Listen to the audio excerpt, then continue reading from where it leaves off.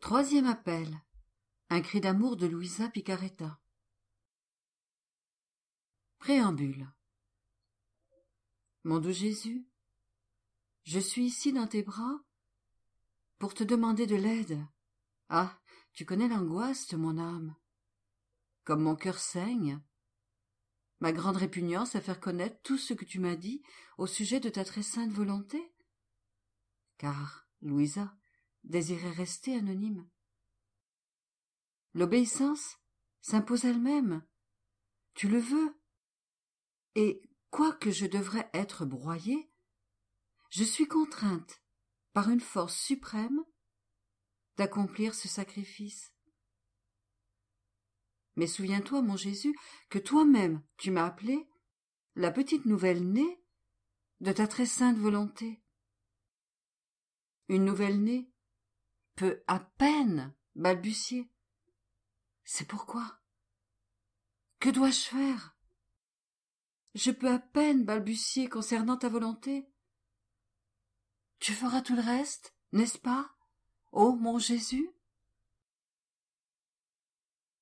Plutôt, accorde-moi de disparaître complètement, et que ce soit ta volonté, avec des lettres divines et indélébiles, qui trempent la plume dans le soleil éternel, et avec des lettres d'or écrivent les concepts, les effets, la valeur, la puissance de la volonté suprême, et comment l'âme, qui vit en elle, qui en fait son centre, est ennoblie, divinisée, et retourne à son origine, et triomphant de toutes ses misères, retrouve son état originel, belle, pure, et toute tournée vers son Créateur, comme elle est sortie de ses mains créatrices.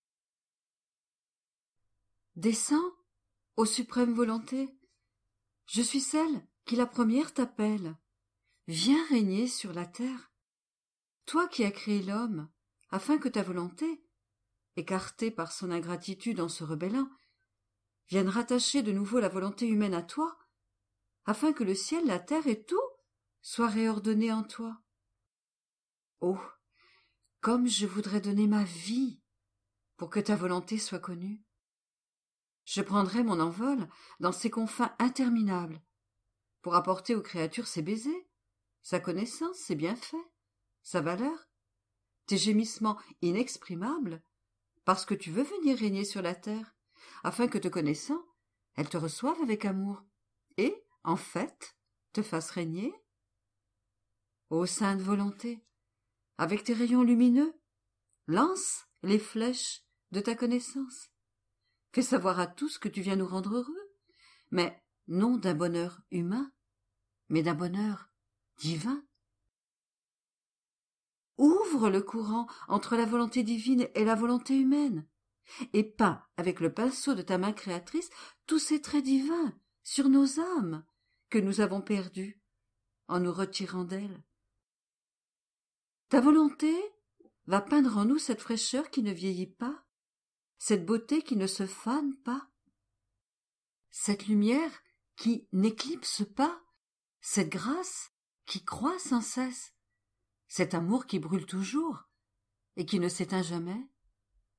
Ô sainte volonté, fais ton chemin, ouvre la voie pour te faire connaître, manifeste à tous qui tu es et le grand bien que tu veux donner à tous, si bien que, attirés, séduits par un tel bien, tous deviennent la proie de ta volonté, et ainsi tu seras en mesure de régner, sur la terre comme au ciel.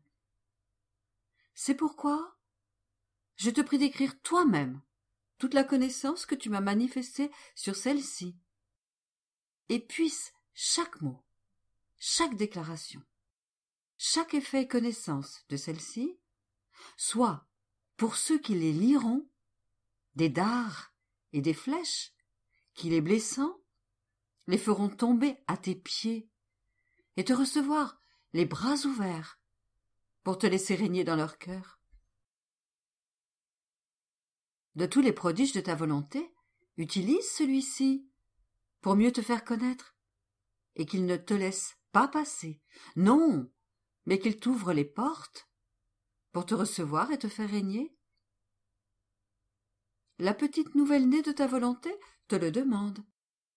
Si tu as voulu ce sacrifice de ma part, et avec tant d'insistance, de manifester les secrets que tu m'as communiqués sur ta volonté, j'en veux un autre de toi. Qu'en étant connue, elle fasse ce prodige, qu'elle prenne sa place de triomphe et règne chez les cœurs qui la connaissent. C'est tout ce que je te demande, ô mon Jésus. Je ne te demande rien d'autre. Que ta volonté soit connue et règne avec toute son autorité. Tu sais, mon amour, comme est grand mon sacrifice, mes conflits intérieurs, au point de me sentir mourir. Mais, pour ton amour, et pour obéir à ton représentant sur terre, je me suis soumise à tout. C'est pourquoi je veux que le prodige soit grand. En prenant connaissance de tes déclarations concernant ta volonté, que les âmes soient séduites, captivées et attirées plus que par un aimant puissant, et puissent-elles faire régner le divin fiat avec toi, qu'avec tant d'amour veut régner sur la terre. Et s'il te plaît, ma vie, avant que ces écrits soient connus et passent par les mains de tes frères et sœurs et les miennes, amène ta petite nouvelle-née de ta volonté à la céleste patrie. Ah, ne me donne pas cette peine, que je sois témoin de nos secrets dévoilés à d'autres créatures. Si tu m'as donné la première peine, épargne-moi la seconde, mais toujours, non pas ma volonté, mais la tienne. Cri d'amour à tous ceux qui liront ces écrits. Et maintenant, je m'adresse à tous ceux qui liront ces écrits. Je vous en prie, je vous en supplie. Prenez avec amour ce que Jésus veut nous donner, c'est-à-dire sa volonté. Mais avant de vous donner sa volonté, il lui faut la vôtre. Autrement, sa volonté ne pourra régner. Si vous saviez, grâce à son amour, Jésus veut vous faire le plus grand des dons du ciel et de la terre, sa volonté.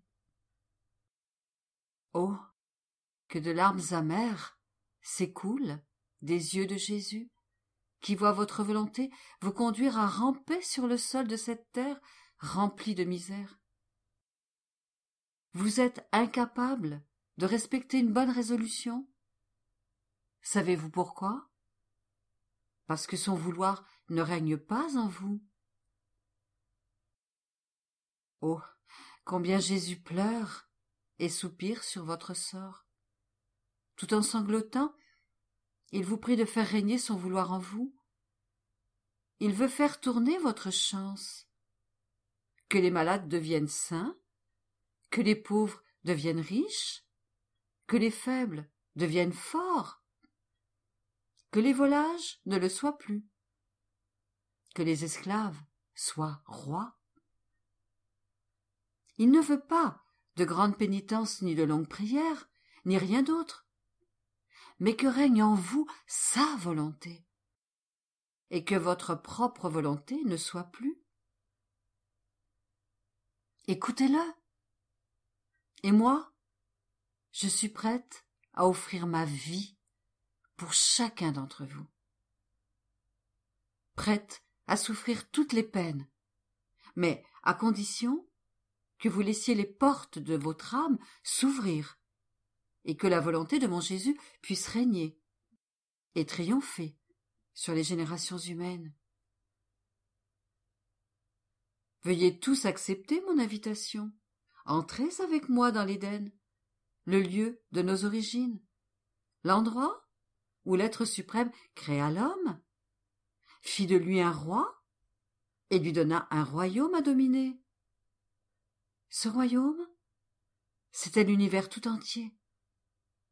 Son sceptre, sa couronne, Et ses ordres venaient du fond de son âme, là où se trouvait le fiat divin, lequel constituait sa vraie royauté. Ses habits étaient royaux, plus rutilants que le soleil. Ses actes étaient nobles, sa beauté captivante. Dieu l'aimait tant. Il l'appelait son petit roi, son petit garçon. Tout était bonheur, ordre et harmonie.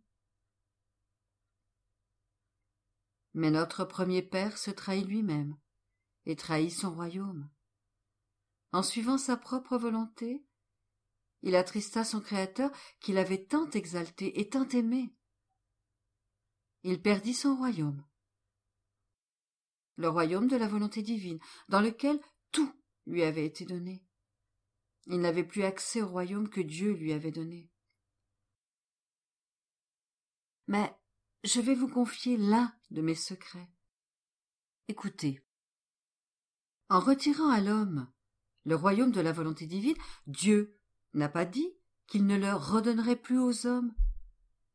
Il le garde de côté, dans l'attente des générations futures, prêt à les inonder de grâces surprenantes, prêt à les éclairer d'une lumière éblouissante, éclipsant la volonté humaine qui leur avait fait perdre un royaume si sacré.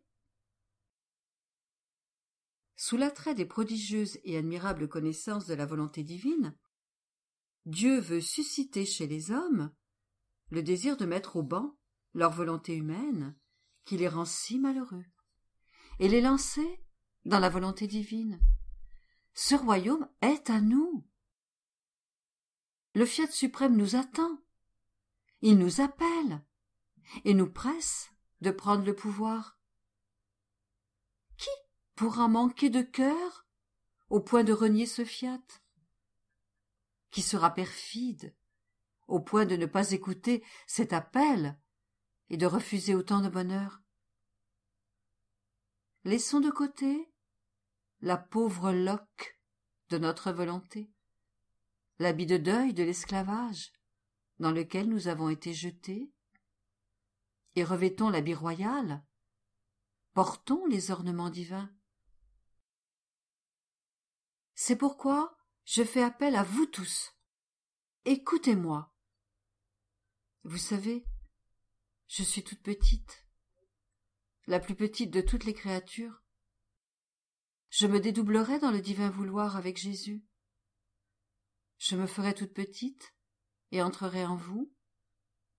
Je gémirai et pleurerai aux portes de votre cœur pour réclamer, telle une petite mendiante, vos pauvres haillons, vos habits de deuil, votre malheureuse volonté que je remettrai à Jésus, afin qu'il les brûle, et qu'en vous restituant sa volonté, qu'il vous rende son royaume, son bonheur, la pureté de ses habits royaux. Si vous saviez ce que signifie la volonté de Dieu, elle englobe le ciel et la terre. Si nous sommes avec elle, tout est à nous. Sans elle, tout se met contre nous. Et si nous avons alors quelque chose, c'est que nous sommes les voleurs de notre Créateur, et que nous vivons de fraude et de rapine. Donc, si vous voulez connaître la divine volonté, lisez ses écrits, les livres du ciel. Vous y trouverez le baume pour panser les blessures que la volonté humaine nous a cruellement infligées. Et vous y trouverez le nouveau souffle divin, la nouvelle vie céleste. Le ciel entrera dans votre âme, et vous verrez de nouveaux horizons, de nouveaux soleils. Le plus souvent, Jésus vous apparaîtra le visage couvert de larmes. Il veut vous donner sa volonté. Il pleure, car il veut vous voir heureux. Vous voir malheureux le fait sangloter et prier pour le bonheur de ses enfants. Il réclame votre volonté pour vous arracher du malheur. Mais il vous tend en même temps le sien, comme confirmation du don de son royaume. C'est pourquoi je lance un appel à tous. Et cet appel, je le lance en union avec Jésus. J'unis mes larmes, mes longs soupirs, mon cœur brûlant, à celui qui veut nous donner son fiat. Du fiat, nous sommes sortis, et il est juste que nous y retournions, que nous retournions à notre cher et éternel héritage. Alors, mon premier appel s'adresse d'abord au souverain pontife, à sa sainteté, aux représentants de la Sainte Église, et donc aux représentants du royaume de la volonté divine. À ses vénérables pieds, la petite dépose ce royaume, afin que, de sa voix paternelle et pleine d'autorité, il le fasse connaître et appelle ses enfants à vivre dans ce royaume si sacré. Que le fiat suprême pénètre en lui et forme le premier soleil du vouloir divin dans celui qui est le chef de toute l'Église. Que ses rayons traversent la terre tout entière pour former une seule et unique bergerie avec un seul berger. Mon deuxième appel s'adresse à tous les prêtres. Prostrés aux pieds de chacun, j'implore qu'ils veuillent connaître la volonté divine. Je leur dis, le premier pas, le premier acte, tirez-le de la volonté divine. Enfermez-vous dans le fiat, et vous sentirez combien sa vie est douce. Vous puiserez en elle tout votre agir. Vous sentirez en vous une force divine, et entendrez une voix incessante vous murmurer des choses admirables, jamais entendues. Vous sentirez une lumière qui éclipsera tous les maux, et les peuples, émus, s'attacheront à votre autorité. Sinon, que d'efforts inutiles, sans la volonté divine. Vous avez distribué au peuple le pain du fiat sans levain. Ils l'ont mangé, mais l'ont trouvé dur, indigeste, ne sentant pas la vie couler en eux. Ils n'ont pas voulu suivre vos enseignements. C'est donc à vous de manger ce pain du fiat divin, et vous formerez avec lui une seule volonté. Mon troisième appel, je l'adresse au monde entier, à tous mes frères et sœurs, à mes enfants. Savez-vous pourquoi je vous appelle tous? Parce que je veux que tout le monde reçoive la volonté divine. La volonté divine est plus que l'air, et tous, nous pouvons la respirer. Elle est comme le soleil avec ses rayons, dont nous pouvons tous bénéficier. Elle est comme les battements de votre cœur. Et moi, petite fille, je souhaite que vous épousiez tous la vie du fiat. Oh, si vous saviez tout le bien que vous pourriez en recevoir, vous n'hésiteriez pas à donner votre vie pour la faire régner en vous. Votre petite Louisa veut vous confier un autre secret que Jésus lui a révélé. Je le fais pour que vous me donniez votre volonté et receviez celle de Dieu en échange. Cette volonté qui remplira votre corps et votre âme de bonheur. Vous voulez savoir pourquoi la terre ne produit pas? Pourquoi dans certains endroits du monde, la terre, frappée par les tremblements de terre, s'ouvre et engloutit les villes et les personnes? Pourquoi le vent et l'eau se transforment en tempête et ravagent tout sur leur passage? Pourquoi tous ces maux Parce que les choses créées possèdent la volonté divine, qui les domine et les rend puissantes. Elles sont plus nobles que nous, car nous sommes dominés par une volonté humaine qui fait de nous des êtres faibles et impuissants. Si par bonheur nous laissions de côté notre volonté humaine et options pour la divine volonté, nous deviendrions forts et puissants, nous aussi. Tous nos frères, aux côtés des choses créées, qui ne nous tourmenteraient plus. Nous aurions pouvoir sur elles et trouverions notre bonheur, à présent et pour l'éternité. Vous êtes content? Alors faites vite. Écoutez cette petite qui vous aime tant.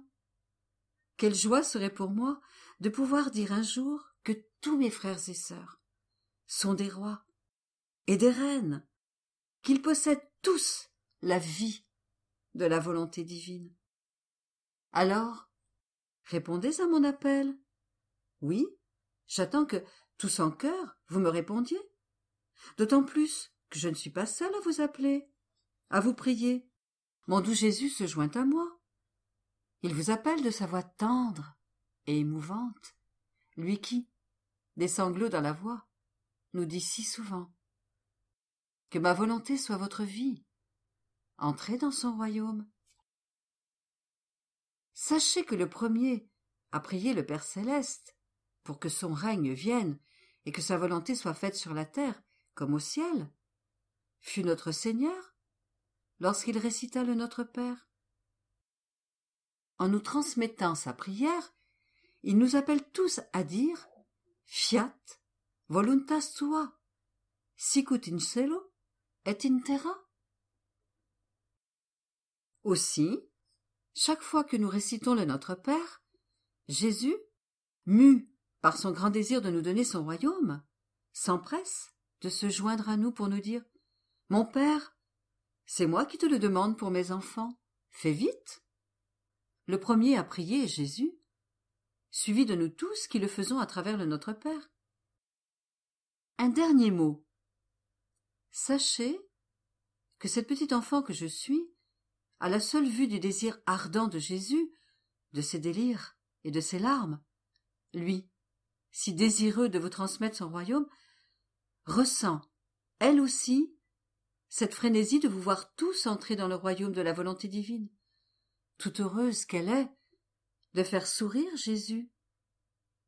Et si sa prière ou ses larmes ne suffisent pas, elle aura recours au caprice auprès de Jésus et de vous aussi. Écoutez donc cette petite, ne la faites plus soupirer, faites-lui grâce et dites-lui « Ainsi soit-il, ainsi soit-il, nous voulons tous le royaume de la volonté divine. » Pour la plus grande gloire de Dieu, Fiat. Corato, Bari en Italie, 1924. Louisa, la petite fille de la volonté divine.